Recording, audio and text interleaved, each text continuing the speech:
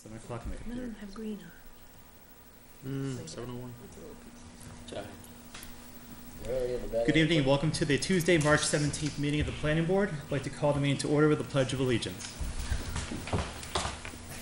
I pledge allegiance to the flag of the United States of America and to the republic for which it stands, one nation, under God, indivisible, with liberty and justice for all. We'll start with a roll call of members present. Mike Cabrillo, Chairman. Tom Young, Vice Chair. Jason Grip, member. Russell Blanchett, member. Kevin Bork, member. Matt Shoemaker, member. Absent this evening is Mike Croteau.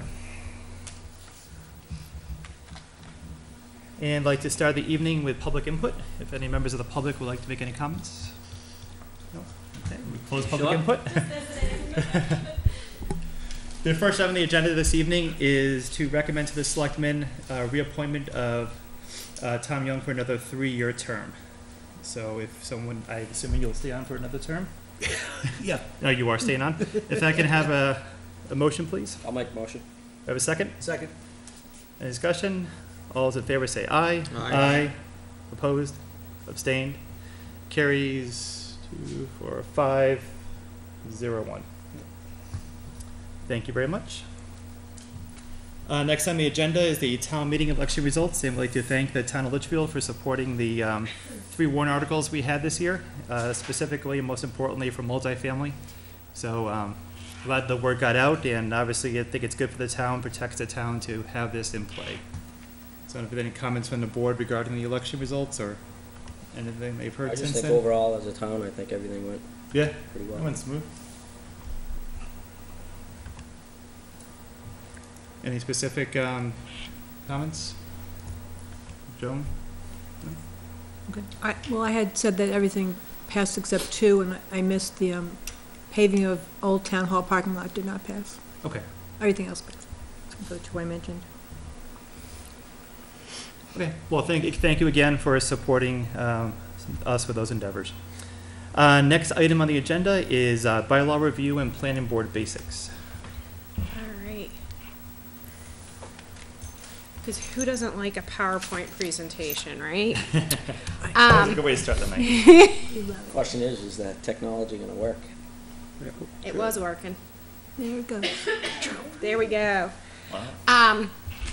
So part of your annual meeting is to go through the bylaws, which are posted on the Google site under the 3rd agenda item there. I have a handful of hard copies if anyone needs a hard copy. Joan, you need a packet? Sure, thanks. So what I thought we could do is, because the bylaws do a really nice job of going over the big picture roles and responsibilities for the planning board. We've got a new member, we've got elections coming, later this evening. It'd be good to kind of just take a step back, review what the process is. We haven't done this before, so I thought, maybe we should take a minute to kind of go back, reflect. What do we do? What are the roles? What are our responsibilities as a planning board? I've posted this on the Google site as well. I am not going to go through 100% of the slides in here. I thought we could take the big picture basics, like the first, not quite half, and all of which includes all the slides that cover the bylaws, and there's one bylaw slide later in that I'll just jump to. And then we can save the portions on the master plan, zoning ordinances, subdivision, site plan for perhaps the next meeting, because I know we've got master plan updates coming up soon here. So with that, figure kind of just jump through, give you the big picture basics. So the authority to create a planning board, that's in RSA chapter 673, that covers your organization, it covers your meetings, it covers minutes, it covers written decisions, terms, alternates, all of that's in chapter 673 of the state statutes. And what the board can do is only what's allowed in statute. So part of the subsequent chapters, particularly chapter 674 of the state statutes, lays out the various roles that the planning board has. The planning board is responsible for developing a master plan, and that master plan is a prerequisite to the other things that a board might do, including adopt a capital improvements plan, which you've got a committee that's working on that right now. If you have a capital improvements plan, then you can have a growth management ordinance, if you have a lot of growth. You can have impact fees. The board is also responsible for proposing zoning ordinance language. You don't adopt it. Your legislative body, your town meeting, adopts the zoning ordinance language, but you make the proposals as to what should be in zoning. Same subdivision regulations, site plan regulations, those are exclusively your responsibility. You propose those regulations, you adopt those regulations, you administer those regulations. And same with extraction permits, so that's like excavation, which you don't see a heck of a lot of. There's a few other things out there that arise that the planning board might be a part of or have designees attend. You know, one of the things the board should be doing is advising other boards and commissions in town on planning issues. You can convene and hold joint meetings. So say you've got something that it's really important that you and the zoning board or you and the Conservation Commission sit down together to discuss and work on, you can convene a joint meeting of both boards, and then you'd end up chairing it and responsible for other stuff, but that's in your bylaws, we'll get to that. You can appoint special committees. So if you had a project that you wanted to work on, you could say, okay, we're gonna work on this chapter of the master plan. I appoint, Russ and Tom and 2 other members of the public to serve as a committee that's going to work on this chapter and report back to us, the planning board. There's also the transportation improvement plan. So this is a state function that the Regional Planning Commission coordinates. Jason Hoke attends the Transportation Technical Advisory Committee meetings. That's the body, the regional body that advises the state as to what transportation projects should be happening. But that's something that you also have a role in, and you should be sending comments to Jason. And then any other, you can represent. You are the representative to the town on any other local or regional interests that come into the planning universe. Okay, so your bylaws. You've got quite a bit in your bylaws that cover membership. So at any point when we're going through the slides on bylaws, if you see something that doesn't seem like it's quite right or quite current, then those are the things we need to flag and make some amendments to in your bylaws. You have a 7-member board that's appointed by the Board of Selectmen. You have 1 ex officio member, which is your representative from the Board of Selectmen. There is a statutory provision that precludes there being more than 2 planning board members on any other land use board. So the Conservation Commission could have 1, maybe 2. Actually, is it 2 or more? Or 2? I think it says more than 2. Otherwise it'd be a quorum. Right, exactly. And you don't want to tip the favor to the planning board's opinion on these other boards or commissions. So it's important that to maintain your independence and for those other boards to maintain their independence, you don't have 2 or more planning board members. Because again, you're the ones who are writing and proposing the town's ordinances and regulations as they pertain to land use. Are these all updated from last spring? Yes, this is from last spring, yeah. So any of your new appointments or reappointments must be sworn in. So that's, tonight you made a recommendation that Tom be reappointed for another 3-year term. That goes to the Board of Selectmen, and then Tom will have to be sworn in again.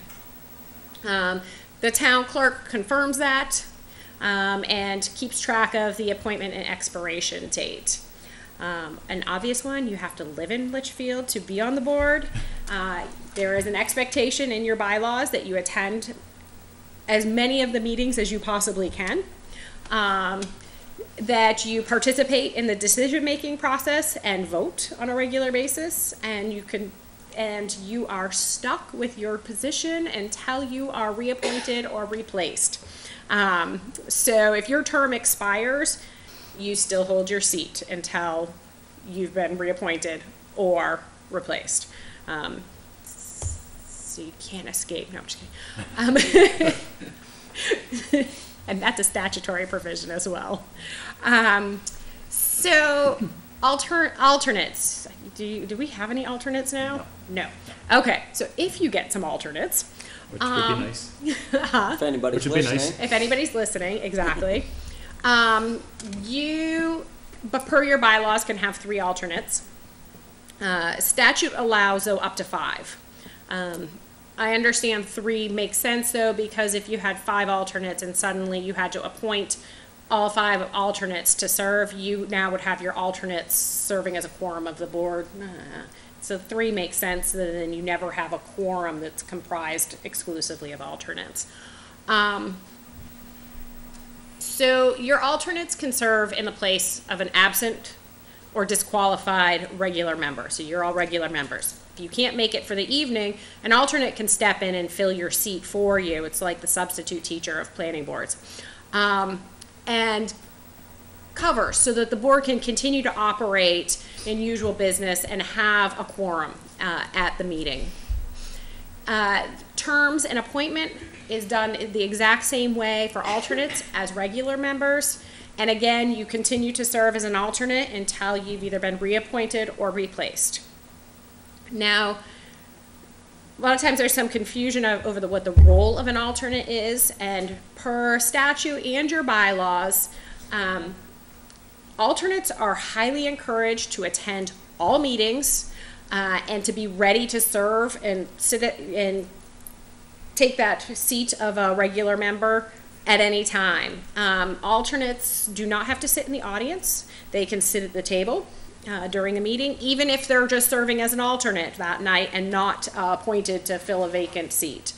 The alternates can participate in all discussions for agenda items, full participant in the process. And the goal is that by doing that, your alternates are ready to jump in at any time. It makes sure that they're up to speed, know what's going on, and ready.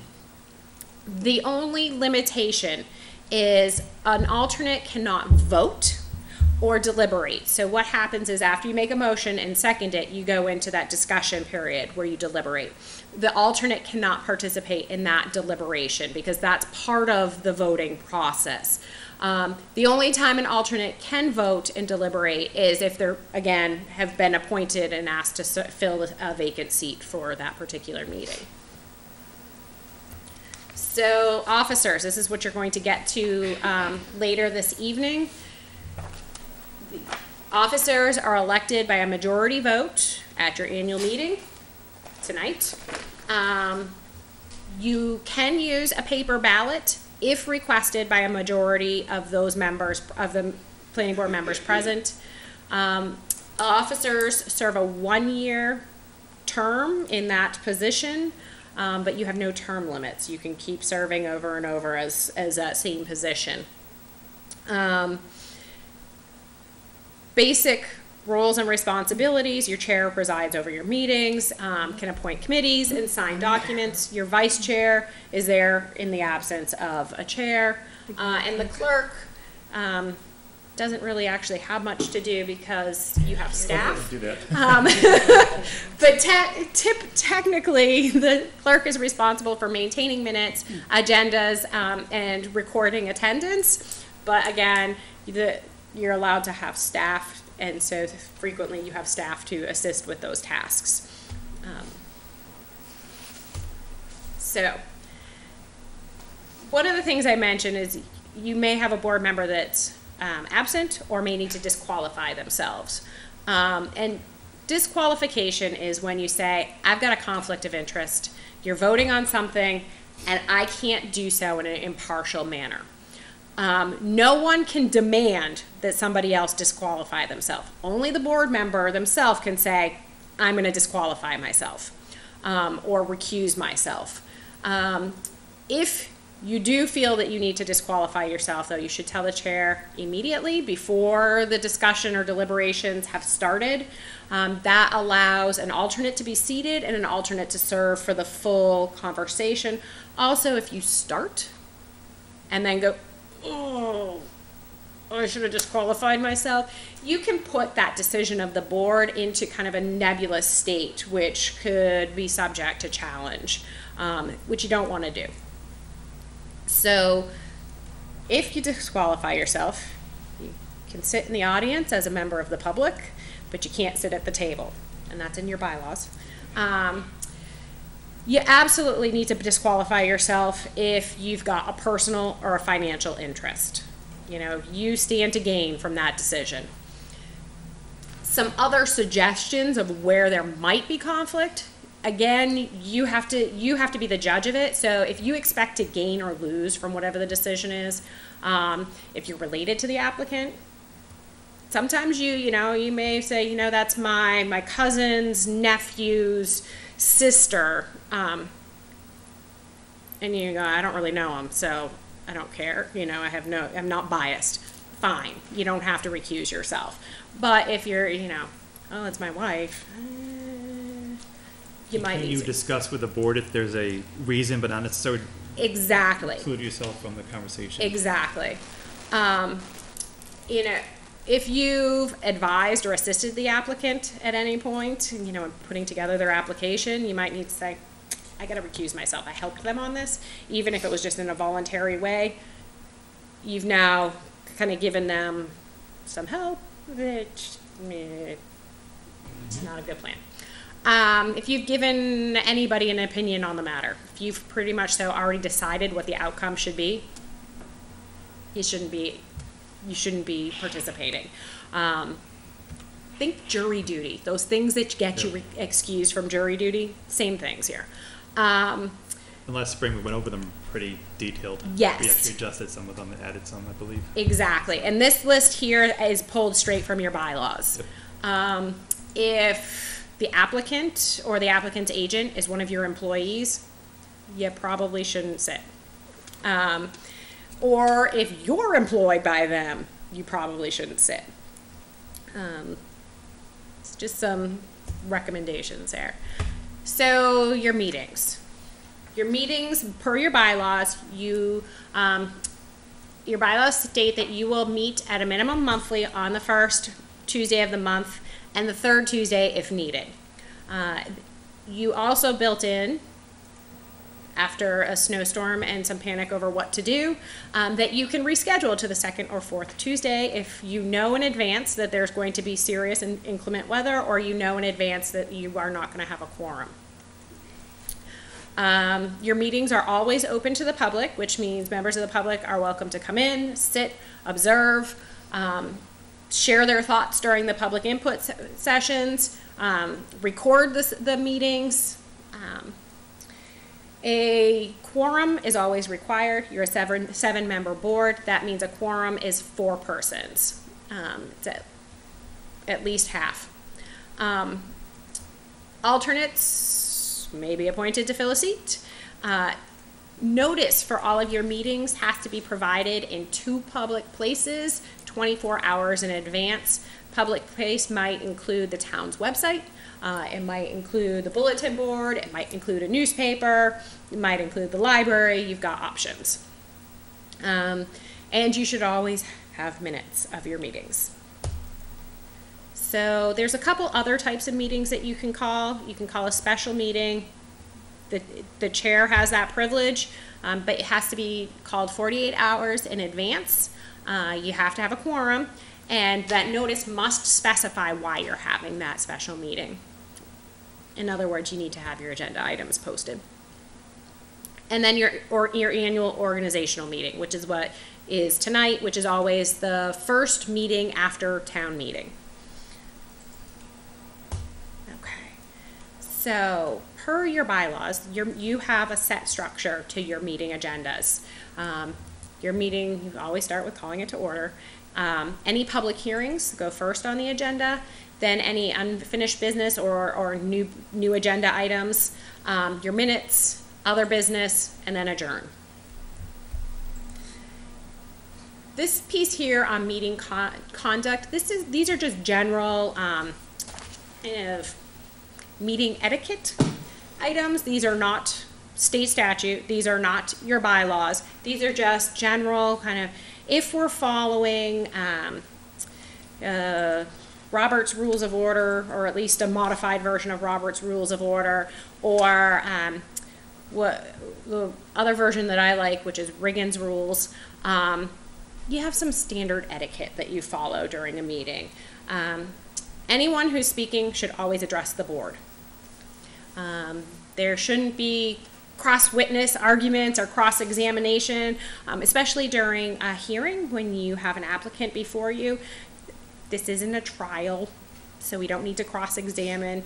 I can ask you questions, or I can make comments to you. You guys can ask questions to the applicant, and vice versa.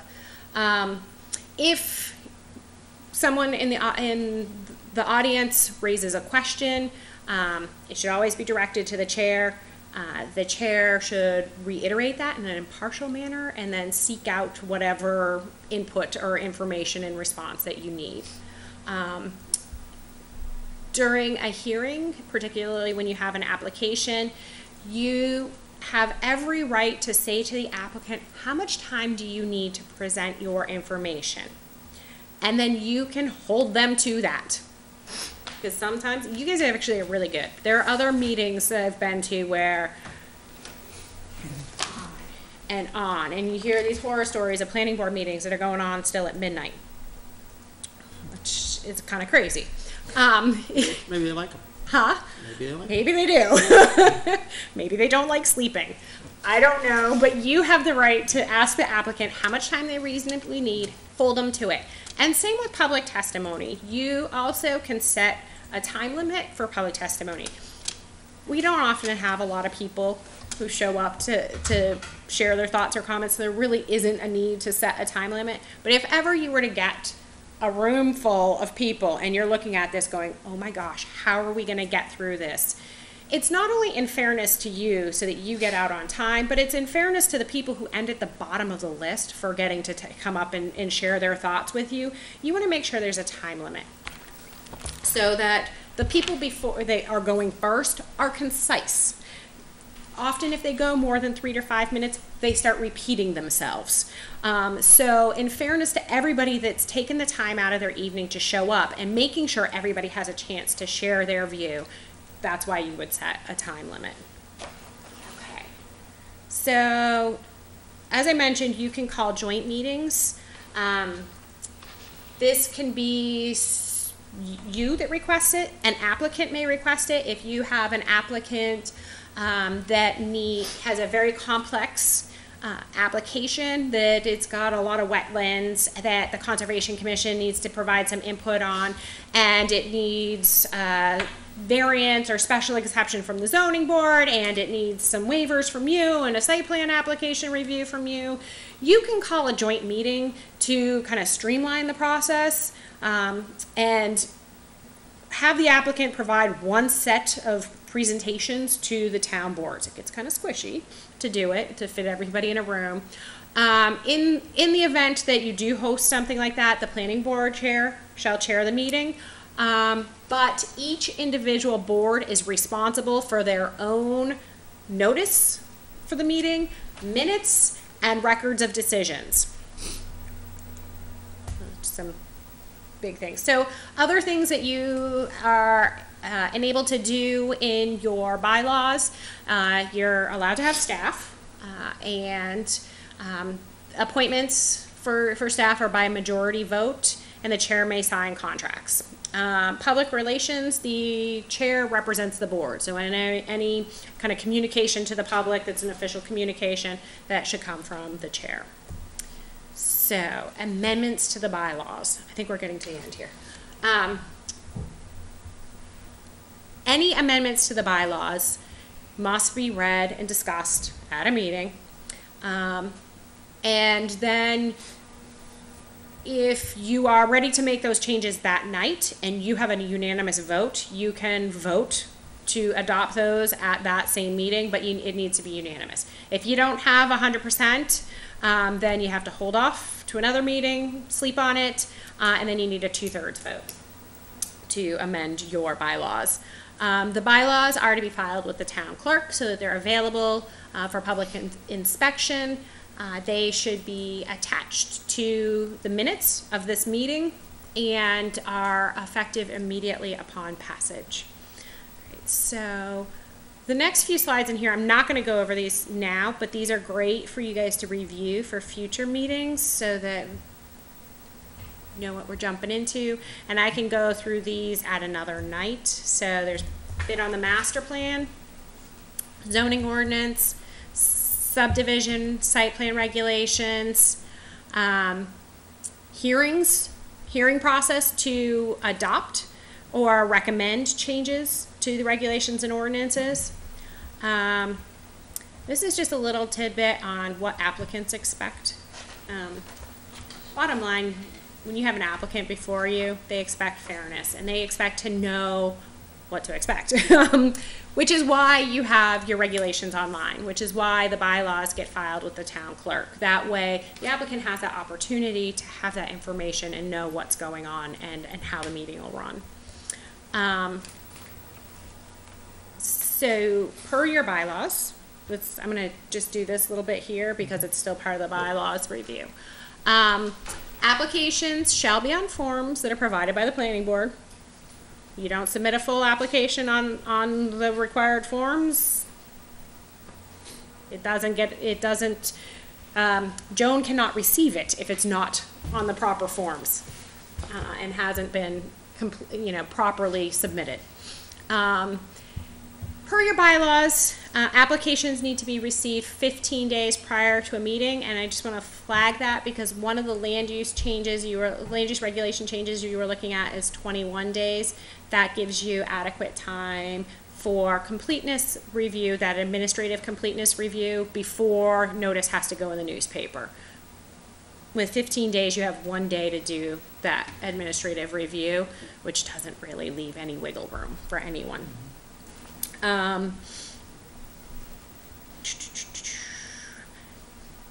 So once you have an application, it comes in, you look at it, you determine if it's complete, you've got 30 days to schedule when you will consider it for, consider the merits of the application. Usually, at least in the last, 3 years or so, every application that's come in has been complete and you've been able to proceed with the hearing that night. If an application is not complete, your bylaws say you shall reject all applications that are not properly completed. So, but within reason. You want to, if they're off by like that much, you want to work with them. And we usually try and work with the applicant before they even get here for that completeness review to make sure they've got everything in. So with that, I'm going to leave it there. This is just a bit more on how you process applications, that application hearing. Per Tom's request from the last meeting, I'm working on just kind of updating the application review checklist just to make it a little bit more cleaned up. And so they'll use that for it, and that is it. Can we put this in the resource section of the site? Is this Yes. It's a good trigger, refresh your memory before a meeting, but I think it's one of those ongoing documents that we should have access to. Yeah. It was good, thank you for making that. I think it's a good overview of what you do, what the steps are.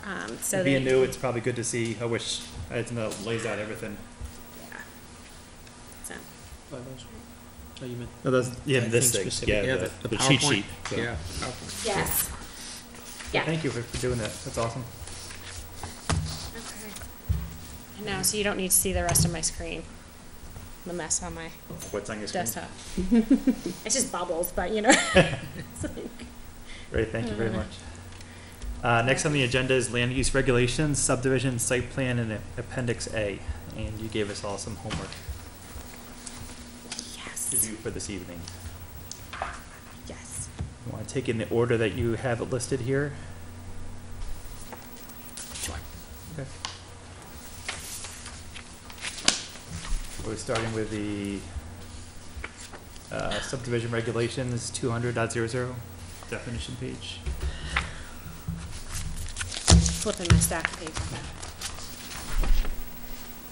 All right. This was the Yes. one that's all yellow with very little black. Yeah, these are all samples. Yep. Did you all have a minute to look over the vesting statutes and the brief bit from the planning board handbook? I said a quick question. Like, this has nothing to do with what we changed last year regarding when you actually accept a road or accept, there's nothing with the road. Nothing with the road. This is completely separate with Completely the separate. amount of homes built or percent occupancy and when a road gets taken by the Correct. town. Okay. Correct. Actually, that'd be good to look at, though. We did that last Yeah. spring of the year before. We made it, what, 85%?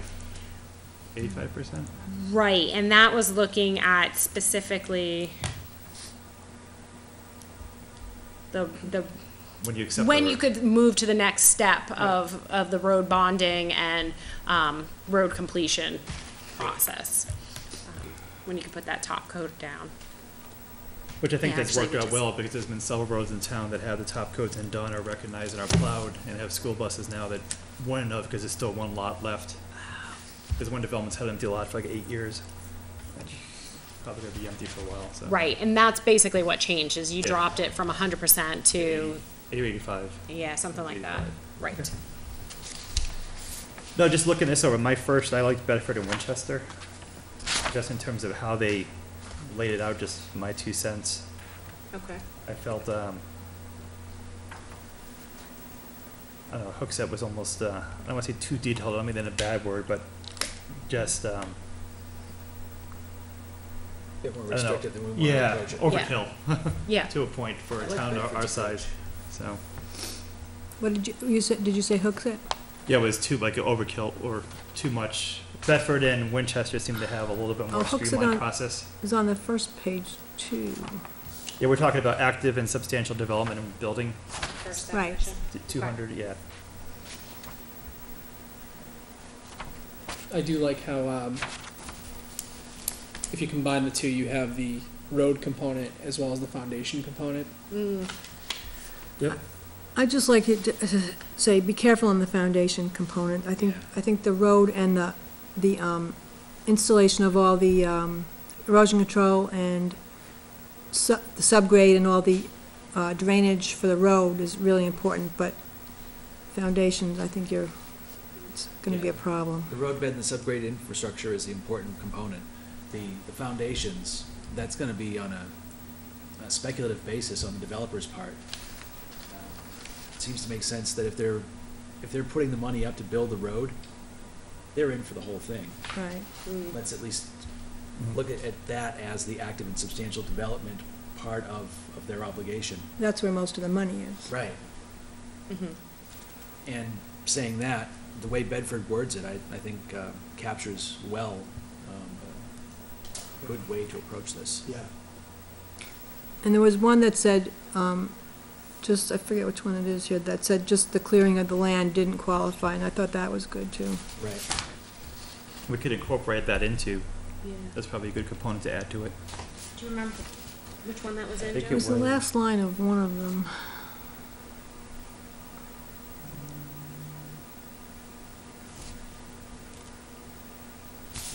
It's a Hooksett, excavation of earth and or clearing of trees without the completion of 1, 2, 3, and 4 shall not be considered active and substantial Okay. development. Right. Obviously strike the 1, 2, 3, and 4, I Yeah. think just leave it very generic. Excavation of earth and or clearing of trees is not considered active substantial development.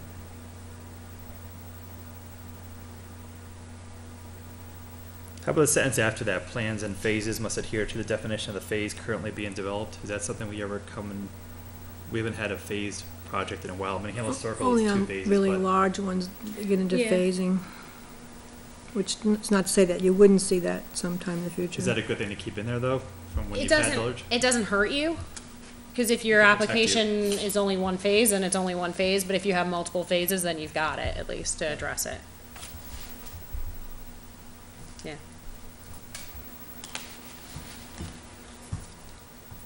Okay. So any other comments on the first definition? I think that fits up everything we want in there. With Bedford? Yep. That was the two additions. Yeah, okay. All right. And we keep in 20%, 600 linear feet. Seems reasonable. Yeah, it's not excessive, and it's not too little. Right, it shows the developer is in the game. Yep. Because they only have to meet this within the first couple of years to be active and substantial. Two different things. Active either. Still there. Yeah. Active and substantial means they've done something of significance. Okay. Okay, so I will use the brevity of Winchester's for inspiration, the details of Bedford's, and the last two sentences of Hooksit's to craft Yeah, a that's, new Litchfield specific definition. it's the best of all of them. All right. How about substantial completion?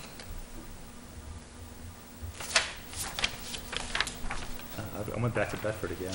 Yeah, I like I Bedford. preferred Hooks's approach, actually, tying it to a certificate of occupancy. That way you know things are complete. This is But then we a, got into that issue where the road acknowledgement, remember where it was, well, that's on certificate of occupancy for the 85%, but I thought when we discussed that, we were saying something about tying it into certificate of occupancy. There's a reason why we didn't move forward that direction. for the road bonding, yeah. Because then you had the issue we've had in town for the last 10 years with the Right. economy. But this is for substantial completion of the subdivision itself, not just the road component. Yeah, that's why I Right. like Winchester, because that also has the COs in there. So how's Winchester different from Hooksett though? Doesn't seem to be that much different. Shorter. Yeah, not as wordy. Yeah, much tighter wording. Yeah. Well, it hooks it. Code enforcement officer. Hooksett does have some good details, though. On the other hand, who else would issue a certificate No of one. occupancy? No. So,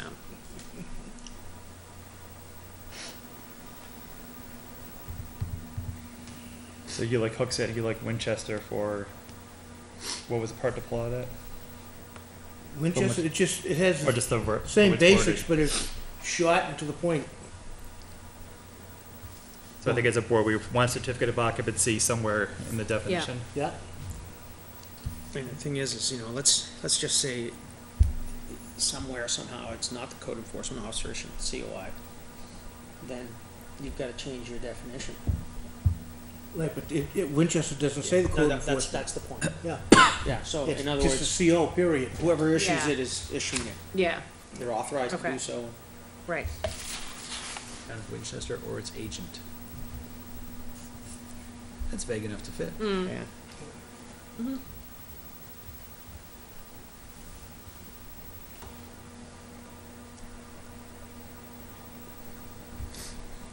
So Russ, is there anything in Hooksett that it's, is there anything in Winchester that's not seen in Hooksett that you want to pull into Winchester? Since you're a No, Hooksett no. man? Or are you? You guys have sold me on Winchester. Now that I've reread it a few times, Yeah, it has everything that we want, and it's nice and tightly worded. Yep. Now they refer to a 5-year exam. Yeah, I just was looking at that. What is that? In Hooksett? Is that relevant to anything? That's the actual statute Yeah. that this falls under. Oh, so that's Yeah, intuitive because that's where it sits anyway. Yeah. right. So, It's the umbrella that covers all of this anyway. Mm-hmm. okay. So I think we decided as a, for the most part, the framework of Winchester. Yeah. Yeah. Yeah. Okay. Thank you.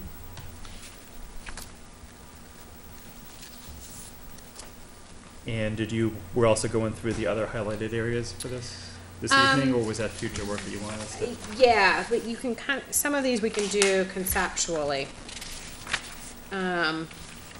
Well, the application filing, I think it's a good idea to move it to 21 days if that's something that Okay. makes the process easier for everyone to make sure that when they see us and take their time to come in, that it's complete. Makes it We don't have any delays. Yeah, it simplifies the process, and so that is addressed in, 320, I've 320, renumbered it, so it must be something happened where the numbering was off. That 01? Yeah, 32001, also then down below 32003, same thing, carried through, and then that same piece, or related piece, 32005, that is just a correcting. If you meet on a Tuesday, there's no way that the Wednesday or a minimum of 7 days prior works. So I just struck the Wednesday. Math isn't there. I wrote that last time for you guys, and somehow math was failing me that particular moment. So that's just linking to that same procedure. So that those 1, 2, 3 places all kind of tie together. Does anyone have any issue with changing it to 21 days? Nope. No? We just need to make sure our bylaws reflect that. Okay, so when we bring this back, you want to see a amendment to the bylaws as well? Yes, please. Oh, we have to, Okay. yeah.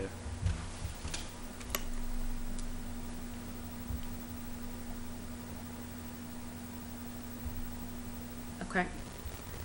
All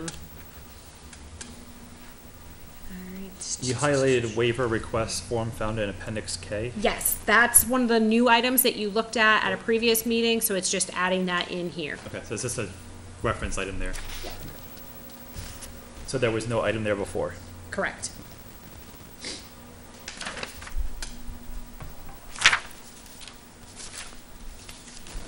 I think the rest of 320 looks good. And 400.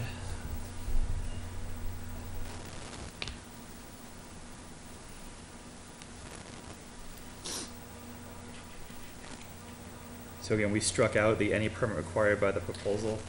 Right, so this is a statutory change that occurred. Previously, your ordinances, your regulations, as well as many other communities would say that no state permits, no approval. And you can't do that. You can't hold up this state statute, where it was silent, was amended to say that you cannot hold up an application approval for, not having other approvals, other governmental approvals. But it says that you can make those a condition of approval. So you can say to the applicant, fine, you've met all of our requirements, we approve you, but this approval is conditional upon your receipt of a wetlands permit from DES. And then if they don't receive that wetlands permit, they don't have approval to go ahead from you. And if they don't have approval to go ahead from you, they can't start digging in the dirt. So, that's all.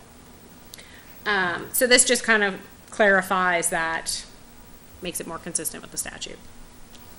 And anything that's not yellow, but it's red with lines through it, we already went through and adopted. You didn't adopt it, but you've already looked at, yeah. We've, as a board, agreed that's the wording we want. Right. Like the number of copies and the Mylars and all that. Right, but Yep. that still, please feel free to double check. No, I thought we agreed to 4 for all. Thanks. Yep. Yeah. I think it was 6 for the initial submission. Paid for no Mylar, or 2 Mylar. Right. That was the final, was 4, Yep. correct. Right. Okay. Next item would be 850, post-approval procedures. This is your vesting piece. Okay. Was it a 4 before, is that what this is? Correct. It was 12 months to achieve active and substantial previously, which in statute has changed to 24 months. And then the vesting in statute was 4 years, and that's been changed to 5 years.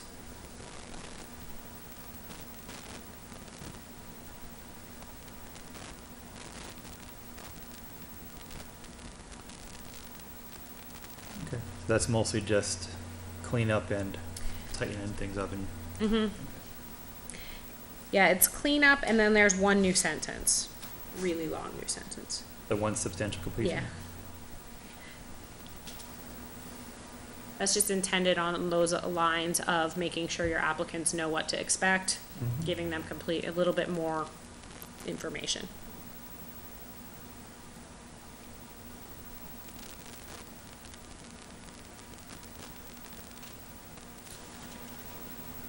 And Just- I have a question. If they reapply for subdivision plan approval, does the time limit start over from the reapproval?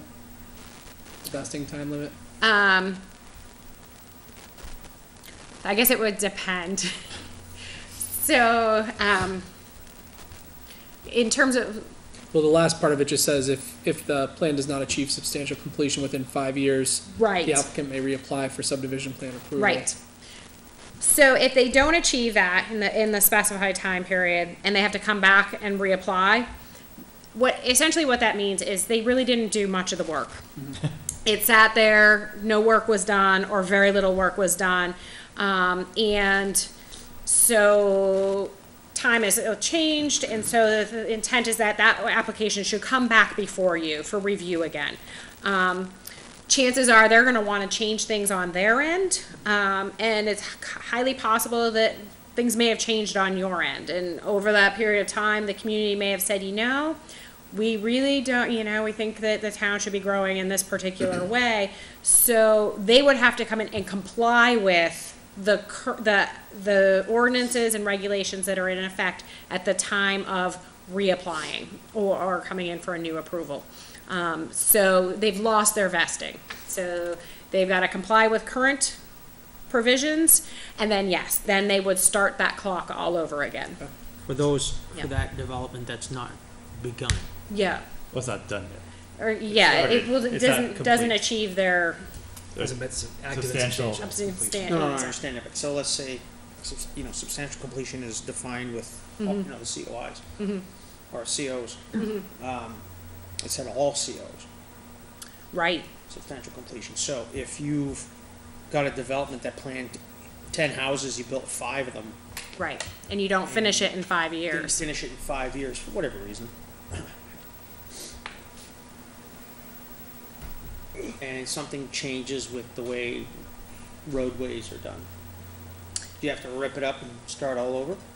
Or make the changes to those, you know what I'm saying? That gets kind Right. of sticky. It does get sticky. And Because I'm thinking like Tamarack Way, right, where it goes up in Londonderry and then over towards Litchfield, right? I mean, that took a long time right. to get around there. So, Well, correct me if I'm So- wrong, but it looked like some of the case law may have addressed that.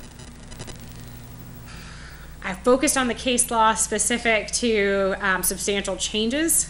Okay. So, but I did print and scan the section on case law relative to vesting, so it is on the website there if you wanted to grab those quick summaries.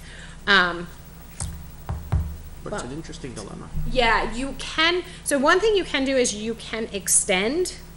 You can grant extensions. You can do up to 2 6-month extensions is what you have in your regulations right now. So that is an option there to help give them more time. There's also the opportunity that if they were to come back, you still have the opportunity for variances and waivers. So if they've gone so far that, honest to God, it would result in ripping it up, obviously, you don't wish that on anyone. You do have an obligation to be reasonable and work with your applicants to meet the spirit and intent of your regulations and ordinances in town. So what do you do with, if substantial completion is CO for all buildings, like if you look at Moose Hollow, we approved a road with 1 empty lot. right. So aren't you contradicting yourself because you approved a road with an empty lot, but it's not substantially complete according to how it's defined here? Certainly did. I agree with approving the road. I think people live there, pay taxes for Right. 8 years, 10 years, however long it's been, they deserve a road. Right. But I don't know if we need to tie that in somehow, or That's a really, really good point. So, Because what if that lot never sells? right. What if that lot stays vacant forever? it's had a for sale sign for 8 years on it. That's Um, kind of You're the talking the point, one at the beginning of this? So- On the left, Yeah. the second house. that's kind of the point with phasing, because like in my line of work, before you get a certificate of occupancy and you've got, or you know, you get substantial completion, well, you may get a temp CO, and all of the basics are there, and then you've got to come back and complete, or you've phased it to where this part is done and complete and can be occupied and or called substantially complete, but then you've still got, you know, another phase that's, Well, it doesn't fix this one, the phase, you have one house in the street in the middle. no, I know, that's, So it's not like a that's the problem. phase, Yeah, that's a because problem. everything around it was built. No, but besides that's, that one house. that would be different, I think, Yeah. though, right? Because you know, I think I have a solution. If you look at the definitions Hooks that it, right? No, actually, no, it's making sure you have two slightly different definitions for subdivision and site plan. I just went through and randomly grabbed definitions where I found them. So if you read some of these definitions, we're thinking subdivision here right now, as we're talking, because we're looking at the subdivision. But if you read some of these, like Hooksits and Winchesters, they're talking about site plans. On a site plan, you do want 100% of your COs. Yep. That's your commercial structure. That's, you know, you've got one lot and you've got a developer that's building all the buildings and all the structures on that one lot. That developer is not waiting necessarily to sell all of those properties. It's your multifamily, which is going to be in joint or common ownership, or commercial industrial. So you want all COs for your site plan. Subdivision is another story. Look at Bedford's. This is more of a definition for subdivision. A It substantial is a completion, substantial, or- yes, for substantial completion. Bedford's is a subdivision definition. And I apologize, because I literally took all the definitions and just dumped them in together for subdivision and site plan, and I said, you know, and then if you get to the site plan section where all of the changes are virtually identical to your two sets of regulations, I just said, go see the first 2 pages here. I think I picked Bedford in the very beginning on this. For subdivision. Oh, did you? Just Oh, joking. sorry. I thought I did. I don't know. Maybe. There's a reason. But Bedford's, realize it. yeah, they're focusing on the roadways are done, Yep, which makes sense. Yep. Your drainage is done. which makes sense. All your utilities have been laid. All of those major site improvements that your applicant has control over. Your applicant does not have control over whether every lot sells. right. So, And that makes very much sense to me, a subdivision, because then Yeah. you've got a neighborhood without neighbors, right, which is fine. And then you're protecting the landowner who bought the land, that they're getting the utilities and the drainage and Right. the road and everything in place the way it should be. exactly. Okay, So, if we go backwards. So you would also combine that though with the COs for the site plans? Right, so we'd have two slightly different definitions. We'd have the one, something more like Bedford for subdivisions, and something more like Winchester for site plans. yep. Okay. Does that change anything on active and substantial development and building? I That's more of a don't progress report, so I don't think believe that so, really- right. That's the beginning of it, that should change. Yeah, that, and that I think you can have be fairly consistent Yep. or identical between subdivision and site plan. Because bottom line, you want to see that the basic site work is in and complete. Yep. Is there ever an instance where there's not gonna be a bunch of road work, where it may make sense to say, you know, now we're basing this on a site plan, so, I mean, I know you were very strongly against the foundation thing, but is there ever an instance where roads are not gonna play I don't- enough of a factor that you would need something like that? So perhaps for site plans, you throw the foundations in? So you're saying that there's no road work if it's a cut right on, let's say 102, Right. where you wouldn't really have any road work to get there? Right, so now you're Yeah. basing, now that's a you're good basing point. this on 600 linear feet of road or 20% where there may not even be Right, enough skin in the game, so to Yep. speak. okay, so, So you're saying put a foundation requirement in for site plans Site and not for plan. subdivision? Right.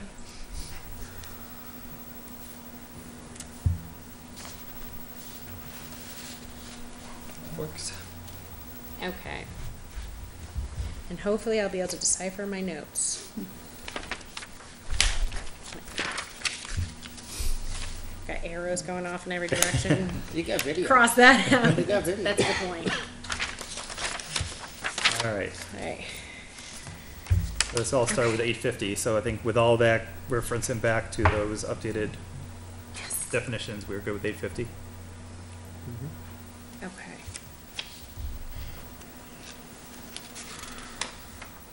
All right. So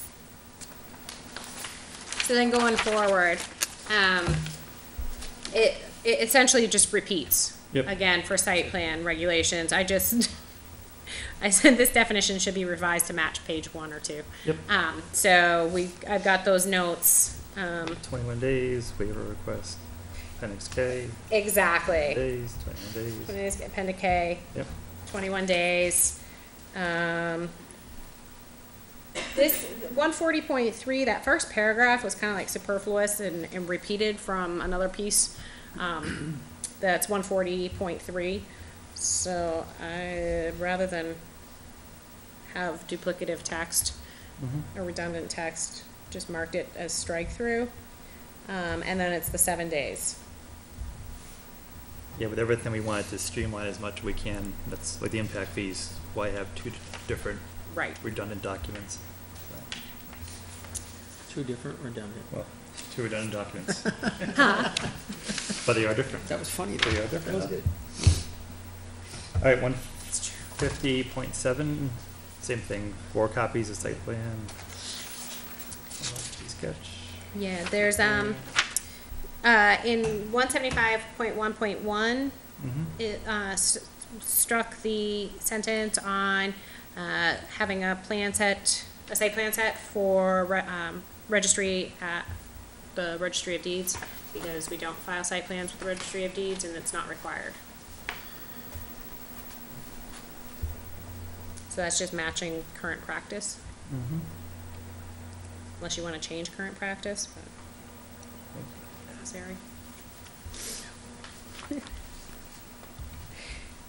And then 175.8 is identical changes to what you just looked at for subdivision regulations for 850. Just didn't use as much yellow.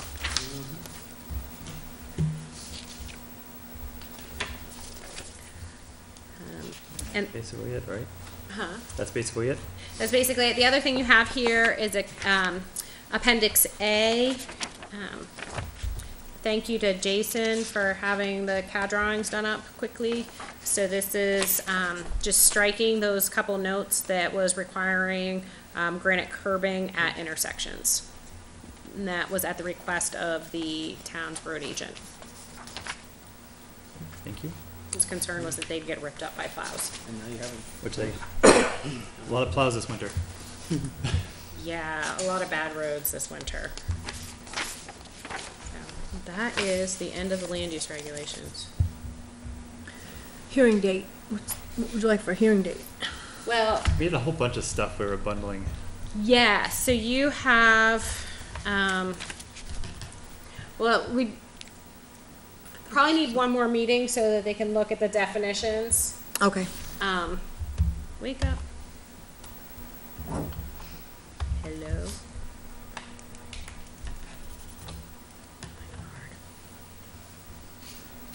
For a PowerPoint, it's just stuck on my iPad.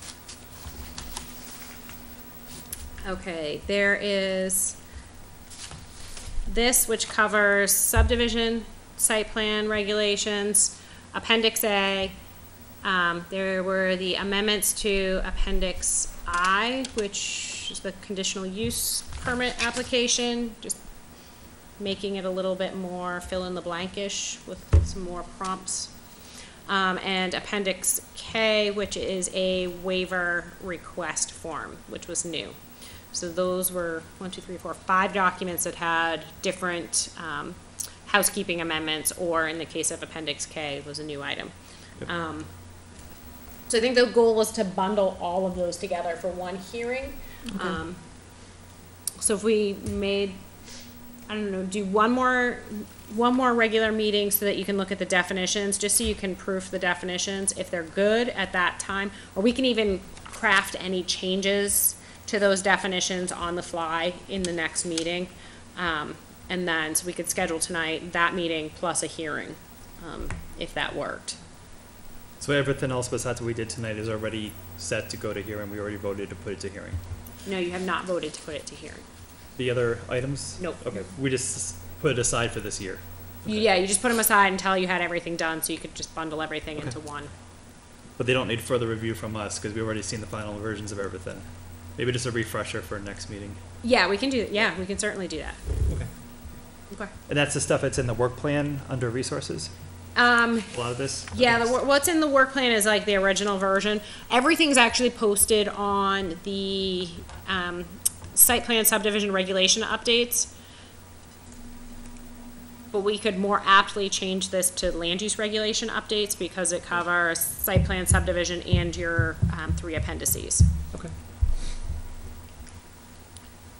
So, yeah, everything is right there on that page. The drafts are still there as well. Appendix I, Appendix K are separate files. Then your land use regs, housekeeping amendments is one file for subdivision site plan and Appendix A, which you just looked at.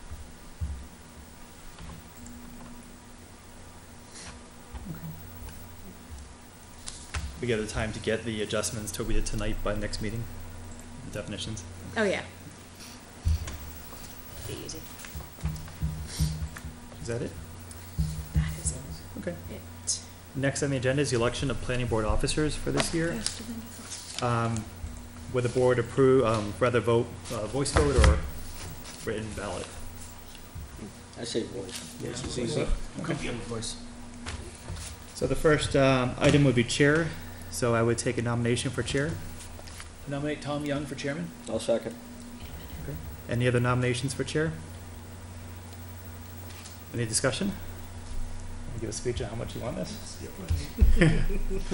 All those in favor say aye. Aye. Opposed? Abstained?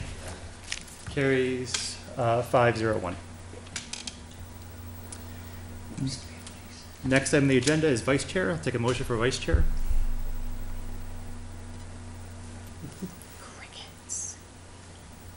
You want it, Mike? I volunteered for it, but I can't do it myself. That's fine. There you go. I'll nominate Mike. Second. Any discussion? Or any other nominations? Any discussion? All those in favor say aye. Aye. Opposed? Abstain? Aye. Carries 5-0-1. And the clerk. It's a great job for a newbie. I did it my first year. And I really did nothing. Because Donna takes care of everything. And basically, the only thing you do is you run the meeting if both of us are out. So if I'm in a car accident, he's in the hospital. You had an orientation, right? Good to go. I think it's happened once. We'll make sure it doesn't happen, so. Do I have a nomination for clerk? Anyone? Do you need my name? Someone Did you know his name? nominate We didn't do that? introductions this morning, or this evening. Oh, so you were serious about him. All right. Oh, yeah. Fine. I'll Oh, nominate him. yeah. All right, Jason nominated him. I'll second. Anyone else want to be nominated for the position? Any discussion? All those in favor say aye. Aye. Opposed? Abstained? Aye. Carries 5-0-1. I thought he was joking. That's really the pretty simple one to start with. There you go. And one after that's chairman. So it's a good ramp up. It's a cycle here. I went straight to chairman. I didn't have a chance to. You can start with clerk. Next on the agenda is the February 17th minutes. And I don't know if everyone had a chance to review the minutes. Any corrections or adjustments? Good for what I saw. Take a motion for the minutes. Make a motion to approve the minutes of February 17th, 2005 planning board meeting? Second? All those in favor say aye. Aye. Opposed? Abstained? Aye. Passes 3-0-3.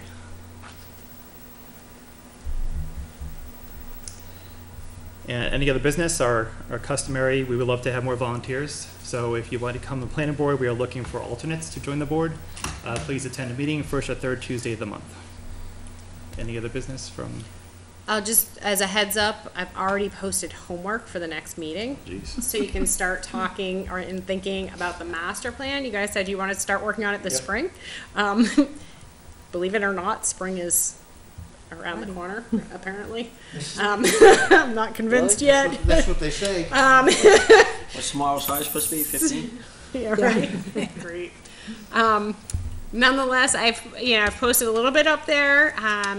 Take a chance, a little bit to go through, look at what you currently have for a master plan.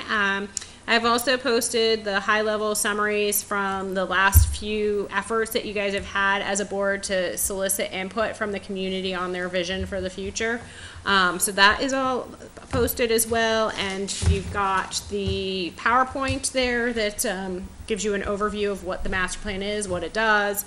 There's a little video link that you can watch. It's a New Hampshire thing from the Citizen Planner Collaborative on what the master plan is. If you want to get up to your eyeballs, I can send you even more, but I'll spare you for now. But if everyone takes a little bit of time to go through that, you can kind of jump in with, I think, discussing what your thoughts are for the master plan. I think this is something that really needs to have a lot of direct input and guidance from you on what it should say. I can, be your scrivener, but the ideas have to be yours for what goes into your master We plan. discussed the tentative schedule, didn't we, a couple of months ago? I don't remember the chapters and order we're going to do them in. Yes. If you could add that to this when we find it. Yeah, and that's what I put when I said review the current master plan, executive summary, chapters 1 and 8. So that's the order we're starting with. Right. So your executive summary and chapter 1 are your vision, goals, and objectives. Yep. And chapter 8 is your land use section. So those are the two pieces you guys said you wanted to start with first. Right. So. The, this master plan goals, objectives, review, summary of results. Yeah. It says response count 6. That was just board members. Okay. Yeah, so what we did a few years back is after we had some initial input from the several hundred people that responded to the Survey Monkeys, the board then took those results and then went through their existing goals and objectives and just kind of evaluated them for their We matched them. currency, yeah, and to match them up, say, does this align with what we heard in that survey? So that was just the board's kind of, they did it as like a homework assignment, so that they rather than sit here in the meeting and kind of go through the tedium, they kind of went back and went through each individual item one So- by one on their own, and then we had the results 6 to was look just at the us. meeting. I got you. So I just so I That's okay. understand how it goes. So Yeah, I'm no, just it's gonna good take to have the history for the what some very of these are. first one on here: identify, protect, enhance principal nature, man-made features. So the 2012 survey results, I guess they ranked it at 2. Is that what it is? Hold on. Or what do the numbers represent? Let me refresh my memory. I gotta go to that page. 'Cause it's been a little while since we've all looked at it. I just want to make sure I understand what the data is telling me. Yeah, definitely. Okay. First, yeah, This one? Yeah, it's that, it's the middle one. Oh, the middle one. Okay, so what it was is, what we did is took the, each of the goals, and each board member just simply said yes or no, whether it reflects the current survey results, whether it was feasible and realistic, and whether the planning board could affect a change on it. And so each time a board member said yes, it counted as 1. okay. And then we took and added the number of yeses it got So this was across just board the row. members right here. Just the Oh, board okay, members okay, saying, gotcha. I got you. okay, if we go back, yeah, because this would have been really super boring to go through I in a hear you. meeting. I just wanted to, that's why I was Yeah. trying to figure out where these numbers. No, we all did Yeah. the monkey at home, Gotcha. and then she put all the information Yep. together, and Jen. Yeah, organized it all. so yeah, basically, the board members just took that Survey Monkey, looked at it, and then said, okay, I know this, Based on the results, yeah. based on the results that I've got here from hundreds of people in the community, and went, like, seriously, the board members literally went through here one by one and went through every goal, as stated in the current master plan to say, just to kind of like check on the how current Okay, it was. so 2 members would have said it reflects the Survey Monkey results. Exactly. 2 people said it's feasible and realistic. Yeah. 9 people. But 5 people said that you could affect change. So that combined priority score literally just added across the row. Right. The number of yeses. So if there was, so the 2 means, if I There's- remember correctly, the 2 means 2 yeses, and the other ones were no. Yeah. So if Yeah. there's 6 of us, it's Yeah. only counting the yeses, basically. Yeah, it's only Yeah. counting the yeses, So exactly. if it's, you don't see the same number in all of them, it's because Right. there were some no's inside. Right. Yeah. And then we looked at the priority, and those were the 3 criteria that we used to decide whether it was still a priority. And then we also looked at the status, because we wanted to see if it was something that was ongoing, something that was complete, or no longer applicable. And we wanted to weed those out as well. Right, and that just tells us that there were 6 people, so 4 people did Right. not think And the they right, reflected. yeah, exactly, and when the piece on the right is the response count, so not everybody responded to everything. Or the, was Some it over people multiple skipped ni- Could it be things. multiple nights, and you only had 5 people? Huh? This was done at It's home. weird. Oh, I see. Yeah, This was folks emailed did, to yeah. all the members, yeah. Yeah. 4, that's weird. So this isn't intended to be anything fancy or official, yeah. it was just trying to like Some data. just trying to take stock of what the collective group thought, and then be available for discussion. So it's just, providing you guys a starting point for discussing these.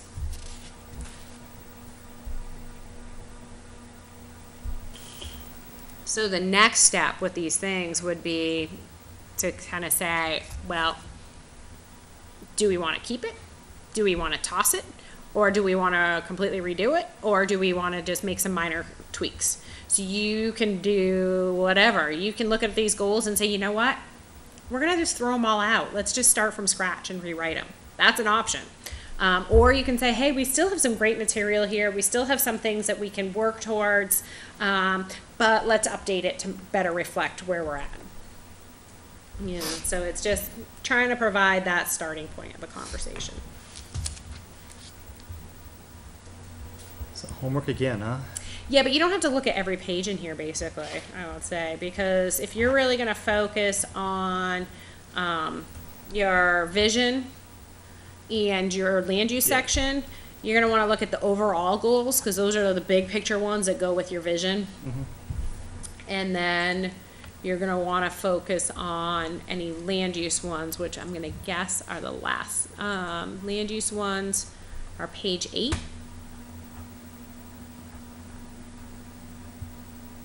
Yeah. So page 1 and page 8 be the only kind of section that we'd be looking at this point. Fantastic.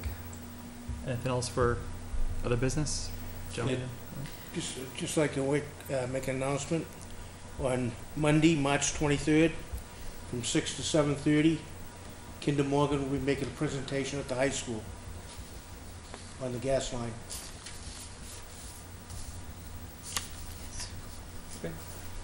Thank you. And information's on the town website, I believe. The selectmen. Yeah, it's out Yes, there. it is. It's already out there. Yeah. And then, NRPC has just a data page, it's just any bit of information Even the that's maps coming I in. saw. Yeah, the basic maps and general information, we've just been trying to collect it all so that the towns in the region have that information, as it becomes available. And you can also get all the other towns' information on that site. It's kind of comes out of Massachusetts across New Hampshire then back. Yeah, Yep. Why? We know? Massachusetts didn't want it. Exactly. I mean, I thought that. Westford, I don't think people want anything going through Westford. But, At the end of the day, something's gonna happen. It's just how it is, right? It's just where it's gonna happen. The power line. Yes, and You know what I no, mean? no, I that's the goal, understand. yeah. There's only so much. You know what I mean? was really out of I guess If you look at the map, you look at the southeast part of the U.S. and Texas, and the pipelines are like one big red dot. Like there's so many down there, and people aren't used to them around here. Yeah. So just in general, just to talk around town, there is nobody that I've talked to that supports us even close. They don't have it. It's gonna be Nobody. anyway. Multifamily housing, pipeline. that's not, maybe that's why. not we our did it domain. fast. That's not gonna be a warrant article. No. It isn't. All right. No further business. Take a motion to adjourn. Second? All in favor, say aye. Aye. Oppose, abstain, carry 600. And our next meeting will be on Tuesday, April 7th at 7 p.m. Have a good night. Thank you for coming. Thanks for staying away.